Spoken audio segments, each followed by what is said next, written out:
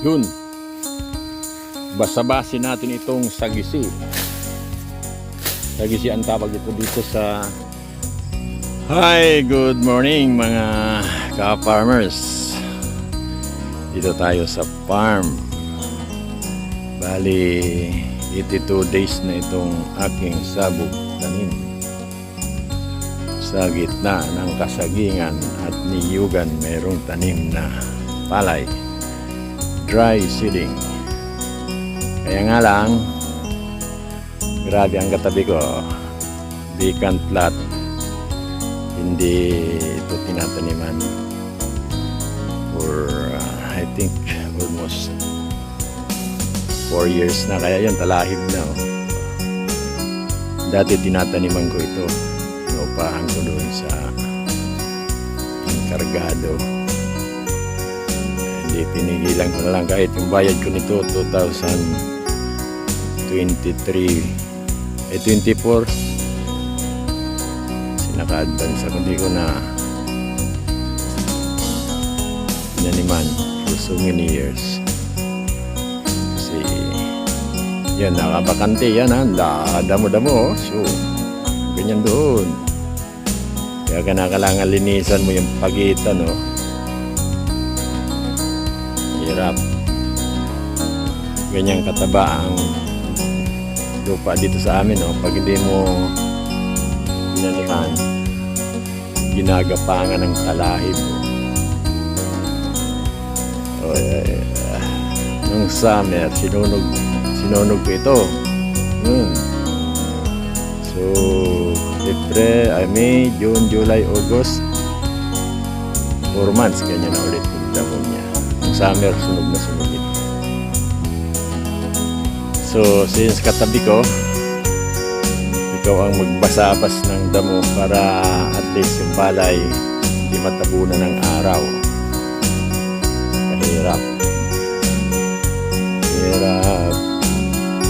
Nung pag-spray ko dito ng glyphosate, yung pangpatay damo, nisprayan ko itong katabi na to. Yan. So, yan. Pero, yan.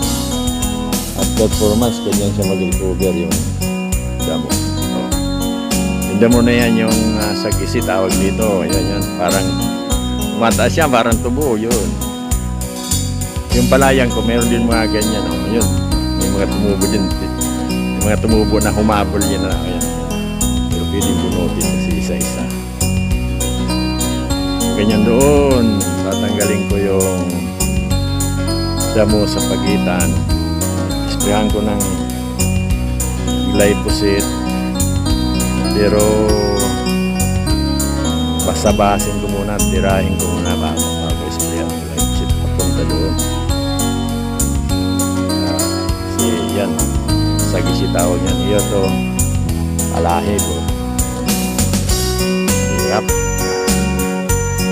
Anyway, siguro walang oras pa sa basing ko kaya doon bukas ispayan ko ng patay para naman yung palay dito makahinga. So gato ang buhay sa farm. Alas 7 ng umaga dito, kanina pa ako dito 6 o'clock exercise. Kung hindi ko ito tinaniman yan, sagingan na yan, mga lamang ganito rin ang damo niya.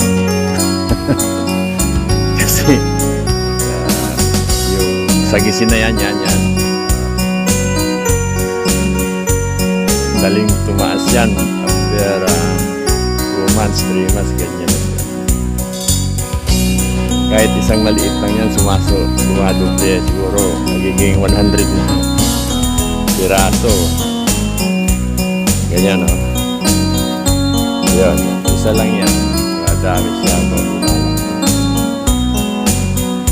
Multiply siya times 100. Ngayon doon sa akin, yung mga palay meron dyan pag isa-isa. Pag hindi yan binunot, after 2 months, malaki na yan, mataas na yan. Ganito na yan kataas. Kasi yung mga tumubo dyan, noon, hindi ko makita yan noon. Humabol na lang natubo yan. Kaya after a month, pagkatapos nag-spray ako, may mga nabuhay na ganyan, no? Ulit. Kaya, mahabol siya. Pero kaunti lang naman, dyan lang. So, kaya pinagmabuti ko na taniman ko ng palay para mas malinisan yung mga tanim na prutas at niyog at itong saging. Yun naman ang purpose ko ng palay. At meron na rin pagkain. So, ganito ang buhay, magsasaka. Enjoy lang kahit sabi nga nila mahirap, pero pag gusto mo, walang mahirap kasi parang dito ka lang umaga, exercise. So pag medyo mainit ng araw, uwi ka na. Pag hapon naman, dito ka naman. So, at maraming gawain dyan. Maglinis sa saging, magpakain ng manok, magpakain ng kambing.